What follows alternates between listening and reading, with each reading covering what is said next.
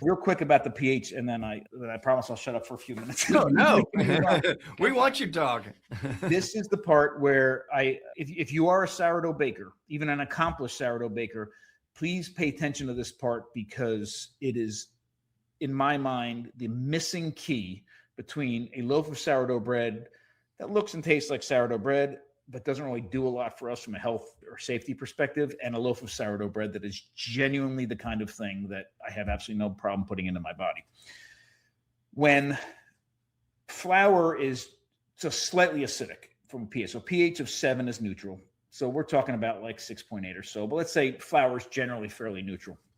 When that lactic acid is getting produced through that bacterial fermentation, the pH is dropping because it's getting more acidic, right? So we're dropping through, taking it from almost close to 7 down lower and lower. And as that pH is dropping, not only is it potentially getting a little bit more sour from a flavor, but we'll talk about that in a second, it's getting safer. We know that there's a threshold when we start getting down into about 5.2 or so, things get really safe. We start getting into a place where microorganisms that could be potentially harmful to humans start to die off. And the lower we go, the more hostile that environment is to pathogenic microorganisms. And we start getting down to 4.6, just about everything can't survive that's bad, except for botulism. We get down to 4.2, and even botulism can't survive there. And now we're getting into a place where all the bacteria that are good for our guts can thrive. So the good stuff is, so we actually, because of that fermentation, we're getting into a very safe place where bad things can start to die off and good things flourish. Now, same thing with vegetables. So we have to, here by law at the Modern Stone Age Kitchen, get to below 4.2 on our fermented vegetables, because the state knows that nothing bad is going to survive below 4.2. We usually get to about 3.9. So we're getting down into a very safe range. But more importantly for the bread, because even if there was something a little bit off in the dough, we're going to bake it anyhow and kill it off. So that's not the kind of safety I'm talking about here. That kind of safety is very important, but the kind of safety I'm talking about are things like making sure the phytates and the lectins are not going to destroy my gut, or the gluten, if I have a gluten sensitivity. What can I do with the gluten? Because we haven't even talked about the gluten yet.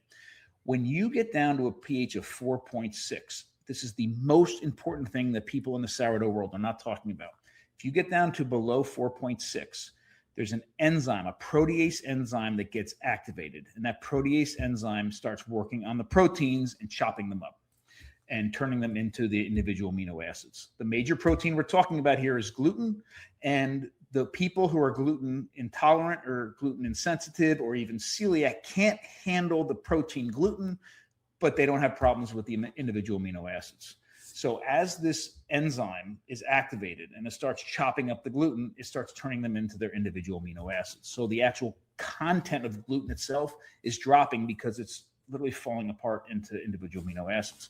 And that happens around pH of 5.2? 5.6. I'm sorry, 4.6. When it gets below 4.6, it's activated. The longer it stays below 4.6, the more that process happens. And when it plummets, it happens even further. So here, what our definition of, so a normal definition of sourdough from a sourdough baker would be, yes, we have bacteria and yeast that are both fermenting at the same time. That's great. But I would love to see the world take another step. The step that we take here at the Modern Stone Age Kitchen is to ensure that every bit of flour in anything that we have at some point gets below 4.6 to maximize the health and safety benefits of that process. If it never reaches 4.6, if you have a gluten intolerance, it might as well be eating yeasted bread, just plain yeasted bread, because it hasn't changed.